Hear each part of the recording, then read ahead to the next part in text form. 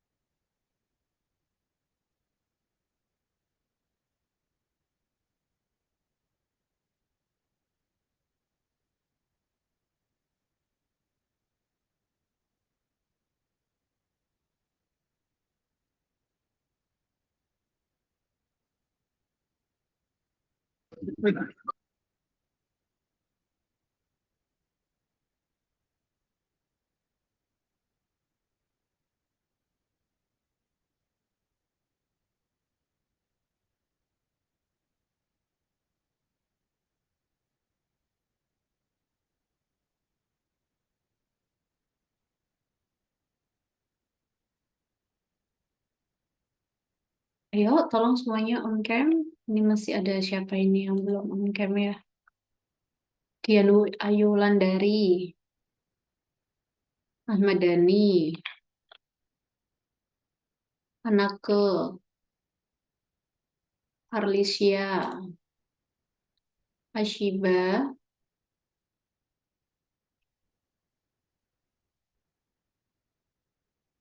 Lukman. Ya, tolong semuanya on cam ya. Saya pada pertemuan kedua dan ketiga ini nanti akan membahas terkait dengan kromatografi lapis tipis. Silakan dilihat bahwa ini kita di analisis sedia informasi yang kedua itu adalah membahas terkait dengan analisis senyawa dengan metode kromatografi. Berbeda dari analisis sedia informasi yang pertama, kalau yang kedua ini, kalau yang pertama kemarin kita membahas tentang spektrofotometri, kalau yang kedua ini kita membahas tentang kromatografi. Kalau spektrofotometri kemarin itu, kita membahas spektrofotometri itu dia adanya interaksi antara analit dengan dia gelombang radioelektromagnetik gitu ya, dengan cahaya dengan radioelektromagnetik, sehingga yang terekam pada detektornya itu adalah berupa absorbansi atau berupa transmisi. Nah, sedangkan kalau di kromatografi ini gitu kita membahasnya itu adalah terkait dengan pemisahan. Pemisahan senyawa yang dia didasarkan dari sifat fisikokimia dari senyawa-senyawa tersebut. Di antaranya itu adalah dari sifat polaran, dari sifat polaritas. Jadi kalau dari sifat fisikokimia, dari sifat polaritas, di sini bagaimana kita memisahkan senyawa campuran menjadi senyawa-senyawa tunggal didasarkan dari sifat kepolarannya gitu ya. Kalau selain dari sifat kepolarannya ada apa lagi? Dari sifat fisikokimia yang lain ada sifat yang lainnya misalkan dari bobot molekul. Sama seperti itu. Nanti akan kita bahas ya. Nah, ini yang kita bahas sekarang itu adalah kromatografi lapis. Mungkin di pertemuan kemarin yang pertama itu sudah dibahas bahwa kromatografi yang akan kita angkat pada materi analisis dan informasi ini ada beberapa jenis, diantaranya ada KLT, kromatografi lapis tipis ini, atau dalam bahasa Inggrisnya disebut sebagai TLC, thin layer chromatography. Dan kemudian yang kedua ada HPLC atau High Performance Liquid Chromatography, atau kalau kita bahasa Indonesia kan itu adalah kromatografi cair kinerja tinggi atau disebut sebagai KCKT. Terus kemudian nanti juga ada GC, gas chromatography, atau kita dalam bahasa Indonesia-nya menyebut sebagai kromatografi gas. Terus selanjutnya nanti akan juga ada kromatografi yang lain gitu ya. Mungkin nanti kita juga membahas kromatografi kolom, kemudian juga ada kromatografi yang lainnya. Nah, khusus untuk kromatografi lapis tipis ini, dia itu biasanya untuk identifikasinya dia digabung gitu ya dari KLT, dia digabung menjadi dengan densitometri. Sedangkan densitometri itu sendiri bekerjanya itu berdasarkan dari prinsip spektrum Jadi dari prinsip spektrofotometri, gitu ya. Tujuan dari kuliah PPKLT kali ini itu adalah mahasiswa ini mampu menjelaskan proses pemisahan secara kromatografi yang kita sebutkan tadi, bahwa pemisahan ini didasarkan dari berbagai macam sifatnya. Itu sifatnya diantaranya itu ada kuantitas, kemudian juga ada molekul, ada berat molekul, dan lain sebagainya. Terus kemudian mampu menjelaskan pengaruh kandungan air, jenis fase diam, jenis fase gerak terhadap nilai RM. Itu kalau di KLT itu kita sebutnya dia sebagai retention factor, gitu ya. Jadi faktor retensi, keterlambatan suatu analit pada fase diamnya. Terus kemudian ada juga mampu menghitung nilai RF dan RS. RF ini adalah nilai retention factor, sedangkan RS itu adalah resolusi keterpisahan. Yang keempat adalah mampu memilih sistem KLT untuk analisis campuran tertentu, terus kemudian mampu menjelaskan metode analisis dengan dari tertentu, terus kemudian mampu menghitung kadar pada analisis KLT dan supernova. Ini akan melihat nanti datanya seperti apa. Ini adalah prinsip dasar dari KLT. Nah, kalian lihat kalau di sini, ini sebelah paling kiri itu adalah senyawa campuran ya.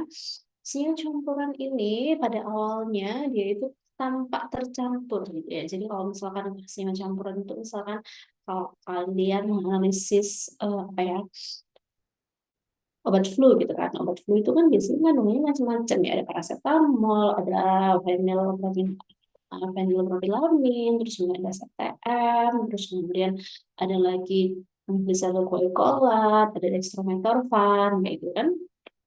Nah, itu adalah senyawa-senyawa campuran gitu. Terus kemudian dengan adanya KLT ini, terus kemudian dia dipisahkan. Ini harapannya dia dipisahkan ya, di akhirnya terpisah gitu kan. Nah, kalau kita lihat ini lempeng yang kotak ini gitu ya, lempeng yang kotak ini itu adalah lempeng KLT atau fase diam, kita sebut sebagai fase diam KLT. Sedangkan kalau dia ini nanti kita akan lempeng KLT yang sudah kita aktifasi ini nanti akan dicelupkan pada solvent campuran, senyawa campuran yang kita sebut sebagai L1 atau juga fase gerak atau juga kita sebut sebagai larutan pengembang. Nah, solvent ini nanti yang akan bergerak untuk membawa senyawa-senyawa ini sehingga mereka menjadi terpisah. Nah, sebab terpisahnya seperti apa? Terpisahannya itu berdasarkan dari prinsip polaritas. Polaritasnya seperti apa? Fase diam ini terbuat dari silika. Silika yang dia itu ditempelkan dengan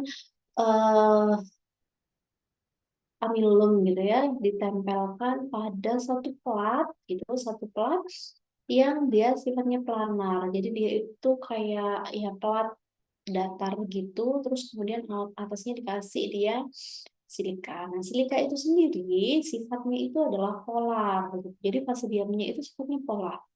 Kita membicarakan dulu ini fase normal ya. Fase normal itu kalau dia normal maka dia plat silikanya yang disebut sebagai fase diam itu sifatnya polar. Terus kemudian sebaliknya fase geraknya, L1-nya, solventnya, larutan pengembangnya itu dia sifatnya bisa non-polar atau dia bisa bersifat semi-polar gitu ya. Jadi kebalik. Nah, dengan adanya sifat-sifat yang berbeda dari fase diam dan juga fase gerak ini, maka apa yang terjadi? Kalau dia di sini fase diamnya itu dia bersifat polar, maka kita di sini menggunakan prinsip like dissolve like. Apa itu prinsip like dissolve like? Like dissolve like itu prinsipnya itu adalah senyawa-senyawa yang polar dia itu akan terikat pada senyawa yang polar juga. Sedangkan senyawa-senyawa yang non polar maka dia akan juga terikat pada senyawa-senyawa yang non. Intinya senyawa itu akan berkumpul atau lebih terhambat pada yang sifatnya sama. Jadi manusia juga ya, kalau yang mereka itu orangnya rame gitu kan, pasti dia juga akan berteman dengan orang-orang yang rame gitu kan. Sedangkan orang-orang yang pendiam, gitu, pasti mereka akan berteman dengan orang pendiam. Jadi dia sifatnya itu sama. Kalau kita tahu gitu ya, orang-orang yang mungkin hobinya sama, mereka akan bertemu dengan orang-orang yang hobinya sama gitu. Kalau kita analogikan seperti itu. Sampai juga ini dalam hal ini karena fase diam itu adalah silika, di mana silika itu adalah fase diam yang sifat polar, maka senyawa-senyawa yang sifatnya polar pun juga akan lebih suka terikat pada fase diamnya. Sedangkan parutan pengembang atau solvennya itu sifatnya adalah non-polar atau semipolar. Maka senyawa-senyawa semipolar dia itu tidak suka terikat pada fase diamnya dan dia akan lebih suka ikut jalan sama si fase geraknya. Nah, di sini, dalam perhitungan secara kualitatif, pada KLD itu kita tidak akan lepas dari perhitungan nilai RF. Gitu. RF itu adalah retention factor yang sudah kita sebutkan tadi. Maka di sini, RF-nya itu adalah LA dibagi dengan LS. LA ini adalah jarak tempuh, jarak yang ditempuh oleh L1 dibandingkan dengan jarak yang ditempuh oleh L1. Jarak yang ditempuh oleh solvent. Gitu ya.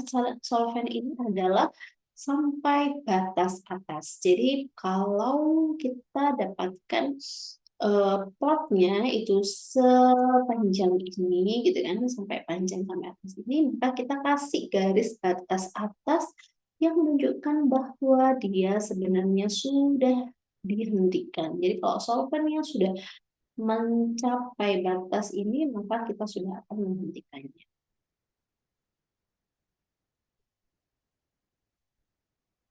Nah, ini yang pertama. Di sini yang pertama, thin layer solid phase is coated onto glass or aluminum plate with gips aluminum or polyvinyl alcohol. Jadi kita tahu bahwa thin layer solid, jadi apa itu namanya, fase diamnya itu di-coated, fase silikanya itu di-coated atau ditambatkan pada glass atau aluminium plate, jadi pada plat kaca atau plat aluminium. Dengan apa dia ditambahkannya? Dengan gips, aluminum atau polyvinyl alcohol. Nah, aplikasinya untuk apa? Applicationsnya itu adalah untuk screening when it samples very quickly, analysis in case where sample preparation is very difficult, dan analysis of compounds in complex matrix. Jadi aplikasinya itu adalah melakukan screening dari berbagai macam sampel yang secara sangat cepat, kemudian untuk menganalisis berbagai macam kasus, karena preparasi sampel ini dirasa sangat sulit. Terus kemudian juga untuk menganalisis berbagai macam compound yang dia itu pada matriks yang kompleks. Jadi kalau misalkan bahan obat gitu ya, kita biasanya matriksnya relatif kompleks, karena kalau misalkan dari sirup gitu kan, matriks kita paracetamol sirup gitu. Paracetamolnya sendiri itu mungkin adalah senyawa yang dia itu sederhana, tetapi dia itu menjadi kompleks karena di matriksnya. Jadi di sirupnya itu ada macam-macam, ada gliseril, kemudian ada PEG yang cair, terus kemudian ada senyawa-senyawa lain yang dia itu bergabung menjadi matriks dari paracetamol. Nah, dia kompleks matriksnya.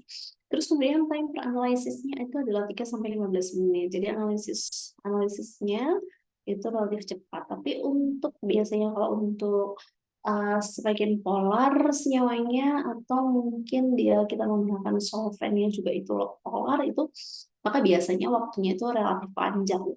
Sebagian panjang ya, bisa sampai setengah jam. Kemudian limitation-nya ini terbatas untuk analisis yang dia itu untuk senyawa-senyawa yang non-volatile. Terus kemudian low speculative factor untuk senyawa-senyawa yang tidak bisa terpisah itu membutuhkan optimasi yang biasanya lebih dari sekali. Nah, kalau kita mengenal juga adanya kromatografi kertas gitu ya. Kalau ini adalah kromatografi lapis tipis yang dia itu silika yang lapiskan pada suatu plate silika atau gelas gitu. Nah, kita juga mengenal adanya kromatografi kertas gitu. Tapi KLT itu jauh lebih unggul dibandingkan kromatografi kertas. Kenapa? Gitu kan? KLT ini memiliki kelebihan, di antaranya dia itu lebih cepat. Terus kemudian tidak memiliki sabut sehingga bisa mengurangi pelebaran zona. Terus dapat dipakai penampakan warna yang korosif dan perlu sedikit contoh dan lebih peka. Dia menjadi lebih peka, di antaranya adalah 10-100 kali. Terus kemudian untuk HPLC itu sendiri, ini merupakan suatu serial proses. Jadi proses yang berseri, di mana semua analitnya itu go through the same film and detector. Jadi kalau HPLC itu, kalian nanti akan praktek ya, HPLC juga itu di lab itu ada. Jadi merupakan suatu proses yang berseri gitu. Jadi semua senyawa meskipun itu campuran itu akan melewati kolom yang sama dan akan melewati detektor yang sama. Terus kemudian possibility of carry over. Jadi ada kemungkinan dia bisa carry over. Terus kemudian detection in presence of mobile phase. Jadi dia bisa terdeteksi adanya mobile phase. Jadi misalkan mobile phase-nya itu menggunakan metanol per HPLC gitu. Maka pada apa pada plot HP, pada kromatogramnya itu nanti akan muncul waktu di kromatogramnya akan muncul puncak dari metanol HPLC itu akan muncul. Terus kemudian bedanya kalau dia TLC itu KLT ya, tim layar kromatografi cuma bahasa Inggrisnya gitu ya, TLC itu merupakan suatu serangkaian proses yang bersifat paralel gitu ya. Dia prosesnya bersifat paralel. Jadi kita tahu tadi kan kayak dia apa ya? Dia kan berjajar gitu kan kayak gini. Jadi dia paralel. Kalau kromatografi kan mungkin satu kolom gitu kan langsung dilewati oleh semua senyawa. Kalau di sini kan kita paralel. Jadi dia berjajar seperti ini. Jadi dia sifatnya paralel. Nah, itu di sini kalau HPLC itu, kalau TLC itu sifatnya prosesnya itu bersifat paralel, sehingga di sini bisa memungkinkan beberapa sampel itu dianalisis secara simultan, side by side, jadi berjajar gitu. Jadi kalau misalkan kita mau menganalisis apa ya, ternyata kita BKO gitu ya, misalkan kita mau melihat BKO itu adalah bahan kimia obat yang biasanya ditambahkan ke jamu-jamu yang beredar di pasaran. Biasanya kalau apa itu namanya pengusaha-pengusaha gitu yang nakal kayak gitu mereka bikin produknya itu diklaim sebagai jamu, tetapi supaya dia lebih tokcer, lebih efektif, misalkan klaimnya itu untuk melindungi biar lebih moncer lagi efektivitasnya, maka di sana dicampurkan berbagai macam analgesik, misalkan bisa dicampurkan diklofenak, paracetamol, asam mefenama, tapi mungkin justru juga bisa ditambahkan seperti dexamethasone kayak gitu. Itu dicampurkan. Padahal itu harusnya illegal ya. Maka kalau untuk melakukan analisis secara paralel gitu, kita ambil sampel di berbagai pasaran gitu ya. Kita ambil sampel di berbagai uh, penjual jamu yang ada di pasaran atau misalkan ada di satu kota tertentu terus kemudian kita kumpulkan terus kita mau cek ini ada nggak sih dia mengandung phenylbutazone nggak, dia mengandung dexamethasone nggak, dia mengandung asam mefenamat nggak, dia mengandung diclofenac nggak, itu kita bisa totalkan dia di KLT secara berderet gitu ya, samping side by side tadi dia bilang soalnya adalah sampel jamu A, misalkan kita ambil dia yang kita ambil ditotalkan di sini sampel jamu yang dia dari pasar Mandar misalkan, kemudian di sini lagi ada yang dari pasar yang daerah Wates misalkan, sini lagi yang pasar di daerah kali mana gitu kan, kemudian di sini yang di daerah Semen, kemudian di sini pasar yang dari daerah mana gitu. Jamunya dari masing-masing daerah itu tadi di sip terus kemudian di evaluasi atau dikembangkan. Nah, terus kemudian di sini paling kiri itu kita kasih dia apa itu namanya praktisnya, kita kasih dia eh, pembandingnya. Jadi dikasih pembandingnya, setelah dikasih pembandingnya, terus kemudian nanti dikembangkan mana yang harganya RF-nya sama dengan senyawa pembanding gitu ya, kemungkinan dia yang mengandung senyawa itu. Oke, selanjutnya nah dia itu bersifat paralel ya. Oke, sebentar, tolong ditunggu sebentar.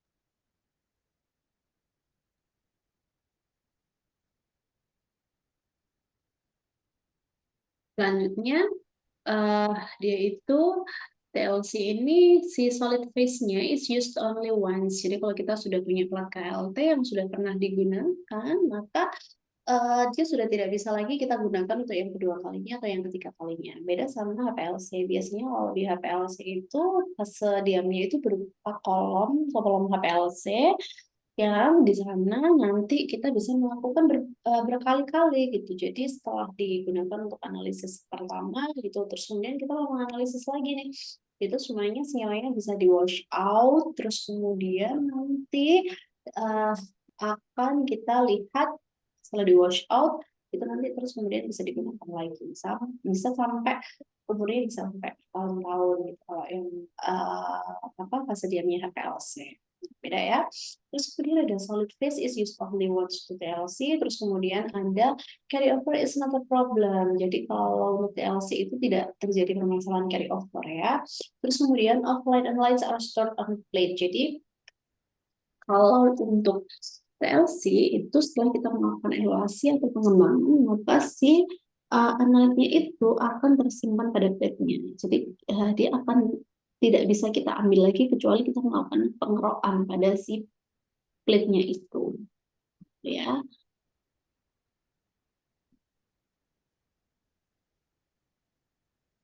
Selanjutnya, measurement can be done repeatedly. Jadi kalau misalkan TLC itu untuk perhitungan itu bisa dilakukan berkali-kali selama dia itu sudah terstruktur. Terus kemudian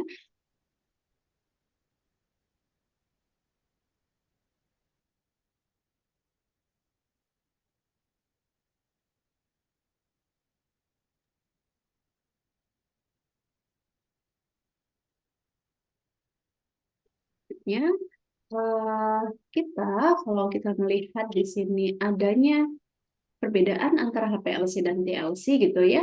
Tentu saja HPLC ini karena kita dilakukan secara instrumennya itu lebih canggih gitu kan. Biasanya kita akan mendapatkan hasilnya itu uh, dia peaknya itu tajam gitu ya. Tapi kalau untuk TLC itu kita baru bisa melakukan analisis secara kualitatif saja. Kalau TLC aja atau KLT aja itu analisisnya hanya secara kualitatif aja.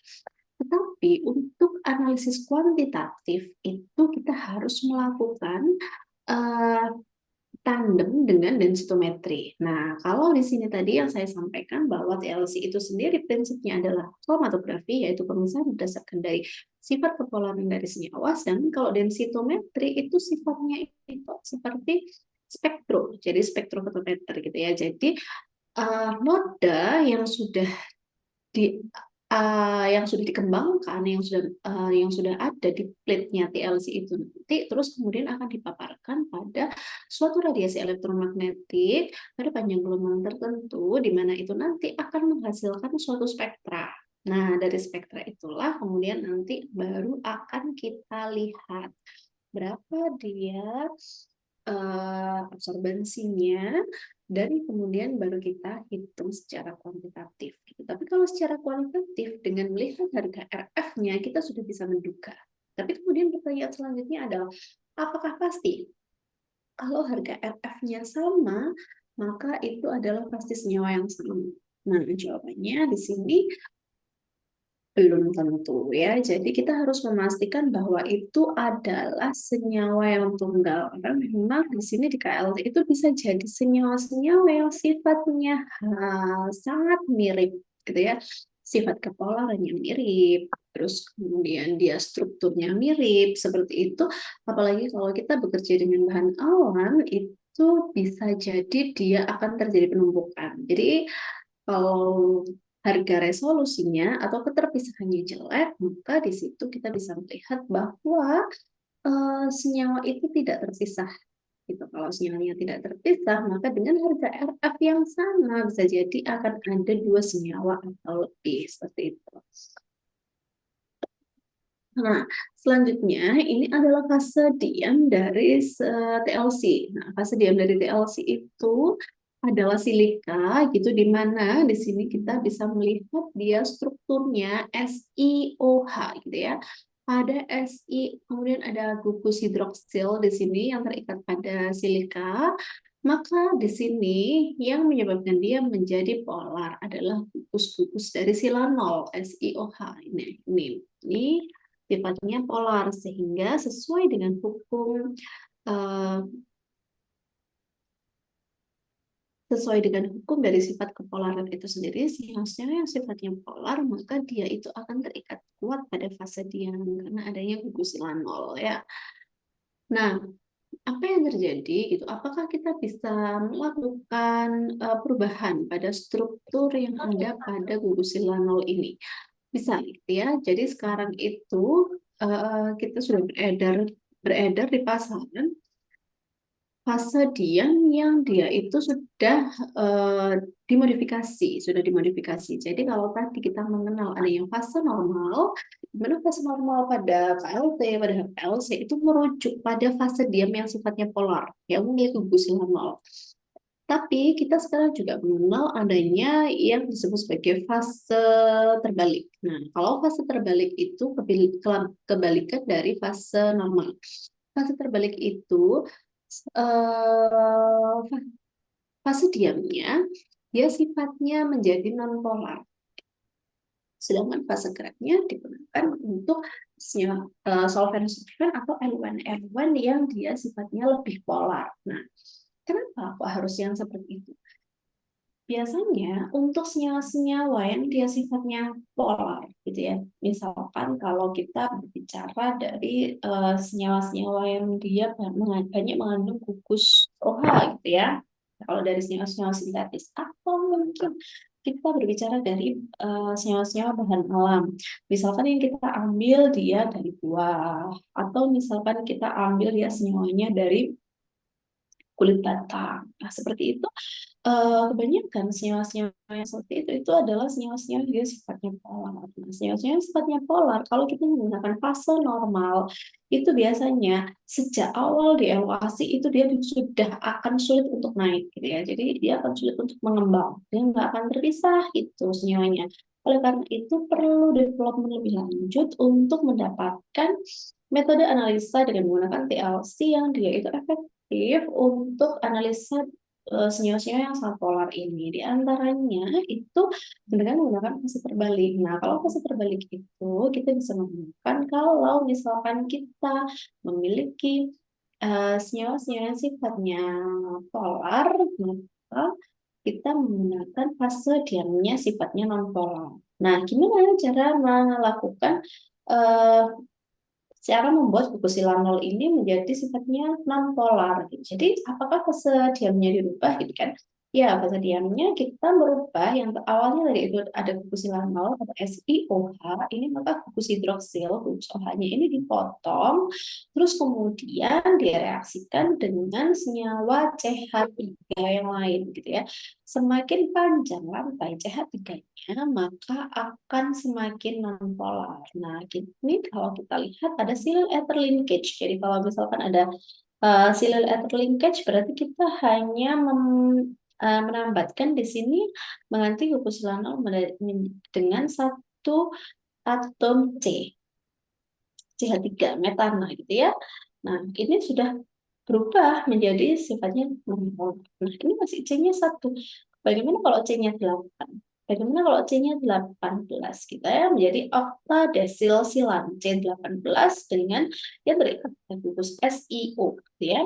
Maka di sini dia sifatnya akan menjadi non-polar. Nah, kalau dia sifatnya sudah non-polar, maka untuk analisis senyawa yang sifatnya polar, maka dia akan lebih mudah ketika dilakukan proses pengembangan, senyawa yang sifatnya polar ini dia tidak akan terikat kuat pada fase diam karena fase diam ini sudah berubah menjadi pada silang-silang tadi yang sebenarnya non-polar. Nah, jadi dia akan ikut mengembang mengikuti si L1. Proses evaluasinya bisa berjalan dengan baik seperti itu. Nah, ini adalah stationary phase for TLC, di antaranya ada silika gel gitu ya, ada alumina, ada disulfur, ada cellulite, cellulose powder, ion exchange cellulose, ada starch, ada polyamide, terus kemudian ada Cefadex. Nah, Kalau mulai dari silika gel sampai pada polyamida powder itu untuk analisis berdasarkan dari sifat kepolarannya. Nah, sedangkan kalau untuk Cefadex ini dia agak unik gitu ya.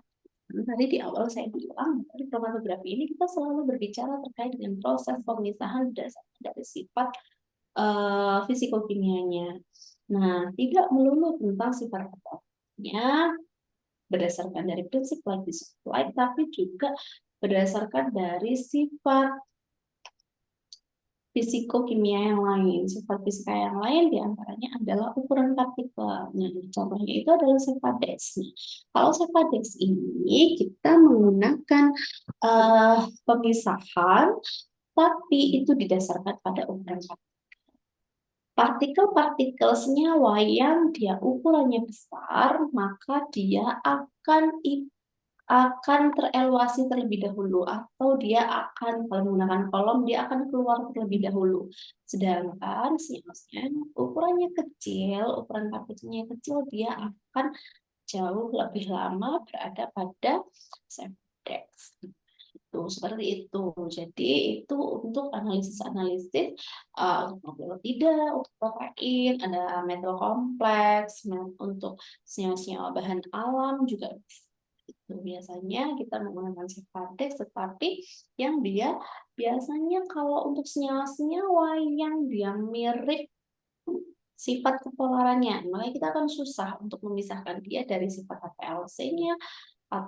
Dengan menggunakan HPLC, dengan menggunakan DLC itu akan susah kita memisahkan. Tapi kita bisa melihat dari Cefadex-nya. Jadi strukturnya bagaimana kalau dia menggunakan Cefadex? Mungkin dia berbeda ukuran molekulnya, maka kita bisa memisahkan. Oke. Ini adalah gugus keaktifan. Bagaimana kemudian kita bisa memilih pencerap gitu, atau kesediaan gitu? Nah, semuanya selalu didasarkan kalau kita orang analisa gitu ya, kita menganalisis, kita harus melihat dari sifat sampel kita gitu. Analitnya seperti apa sih sifatnya gitu ya. Pertama, kita akan lihat bagaimana sifat kelarutannya. Ini yang paling umum kita lihat pada pada aktivitas analisis dengan polaritas dengan kromatografi ya, yaitu kita melihat apakah sifat kelarutannya berbeda secara signifikan atau tidak. Misalkan di sini analitnya itu sifatnya hidrofil atau lipofil. Nah, ini sangat menentukan nanti kita akan memilih fase diamnya apa dan fase geraknya. Kalau dia itu hidrofil, maka akan dipilih selulose atau kiselgur atau poliamida untuk dipilih sebagai fase diamnya.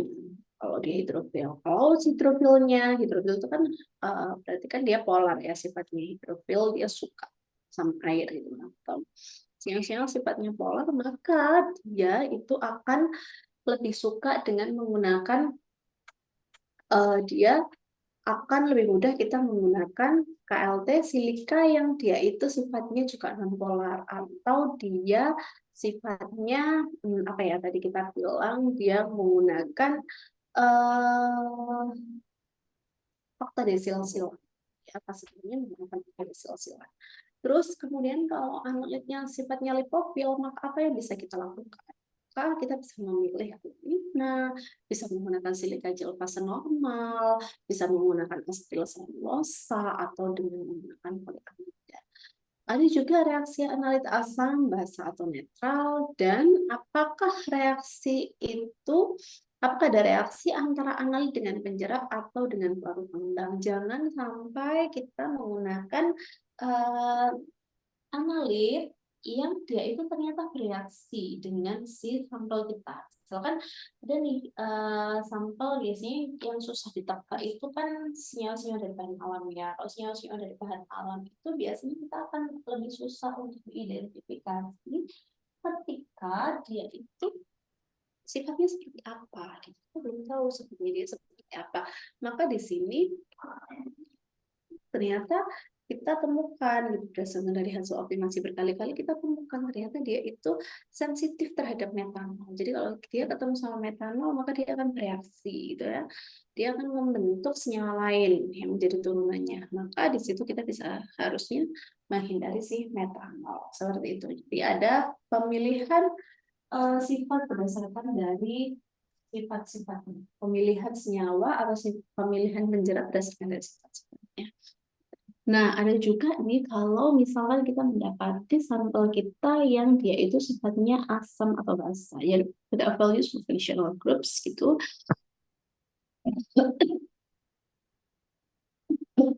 Nah, itu biasanya kita juga perlu mengkondisikan pada larutan pengembangnya untuk menyesuaikan pH-nya supaya tidak menyebabkan terjadinya kerusakan pada analit, pada sampel, atau justru malah bisa menyebabkan dia menjadi tidak stabil. Nah, ini kita bisa memanfaatkan dari segitiga Stahl untuk melakukan proses secara baik. Nah, selanjutnya ada yang disebut sebagai HPTLC. Apa itu HPTLC? HPTLC itu sebenarnya mirip dengan TLC. Jadi bukan mirip dengan HPLC ya, tapi mirip dengan TLC, tapi dia yang high performance. Jadi TLC itu adalah thin layer chromatography, HP itu adalah high performance. Karakteristiknya HPTLC itu dia lebih unggul dibandingkan dengan TLC, di antaranya dia memiliki partikel yang lebih kecil, layarnya lebih tipis, terus kemudian size distribution dari partikelnya juga lebih merata, lebih seragam. Sehingga dia bisa memberikan berbagai macam keuntungan, di antaranya dia lebih cepat untuk analisisnya, terus kemudian dia juga lebih murah untuk proses pemisahannya karena kita sampel yang dibutuhkan dia lebih sedikit ya. Tapi kalau harga HPTLC yang sendiri itu lebih mahal gitu. Terus kemudian ada juga dia bisa untuk improve, dia bisa untuk improve detection limitnya. Jadi limit deteksinya dia itu lebih bagus dibandingkan dengan TLC yang reguler yang biasa, baik itu yang pasang maupun yang oke.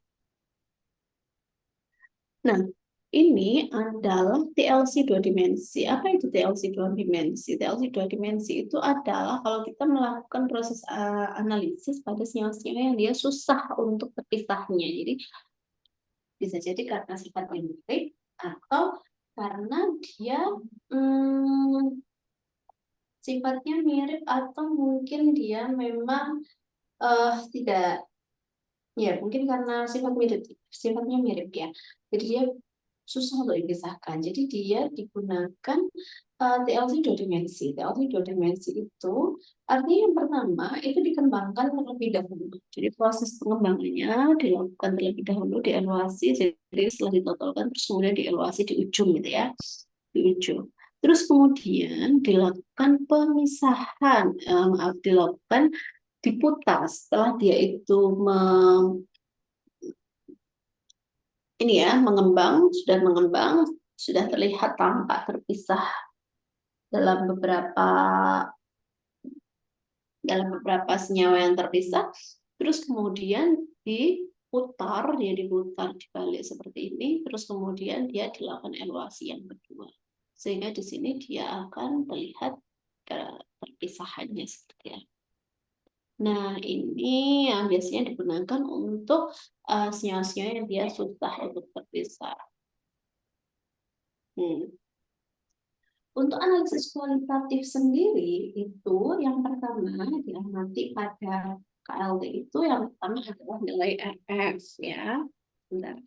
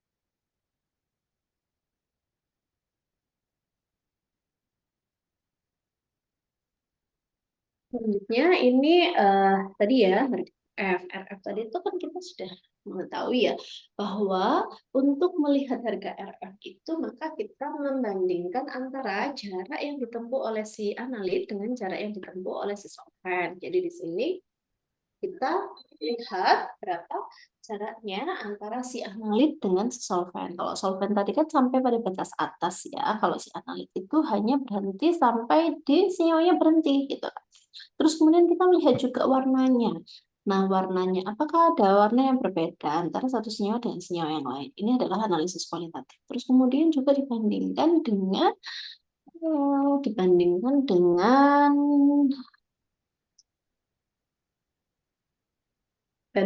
sampel, bukan sampelnya, apa itu, senyawa pembandingnya. Bandingkan dengan senyawa pembandingnya.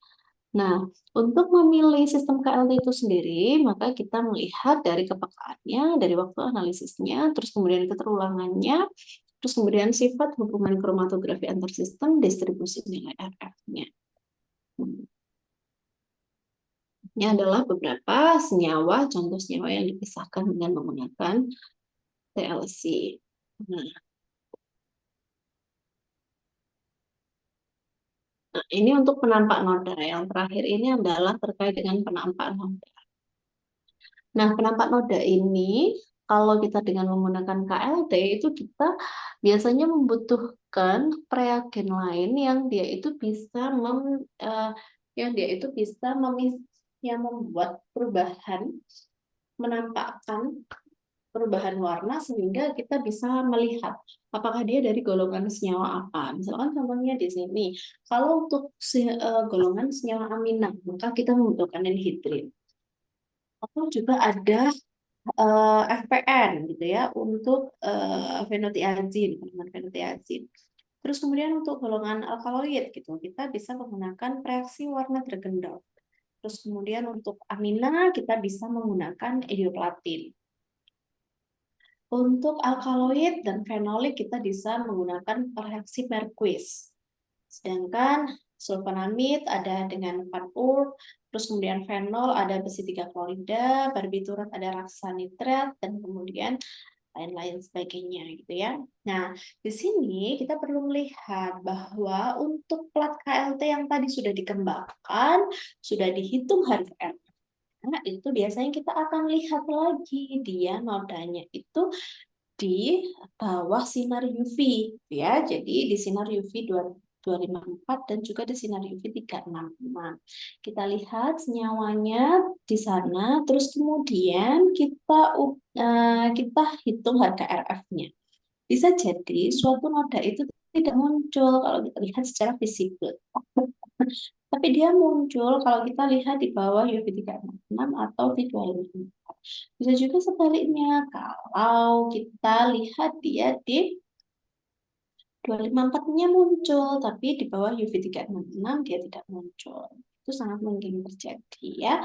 Jadi biasanya untuk memperjelas apakah senyawa ini itu adalah golongan dari fenolik, apakah dari flavonoid, apakah dari apa, gitu. Biasanya setelah dilihat secara fisikal, terus kemudian dilihat juga dari 254, bisa juga dilihat dari 366, terus kemudian diberikan reaksi semprot gitu ya. Dia disemprot dengan reaksi warna, penampak noda ya. Dia akan positif kalau dia berubah menjadi warna-warna tertentu.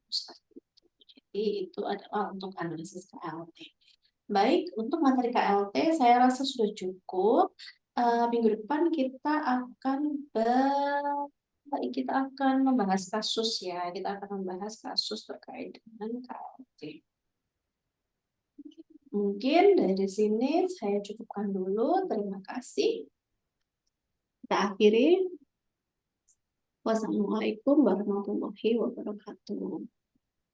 Waalaikumsalam warahmatullahi wabarakatuh. Wabarakatuh.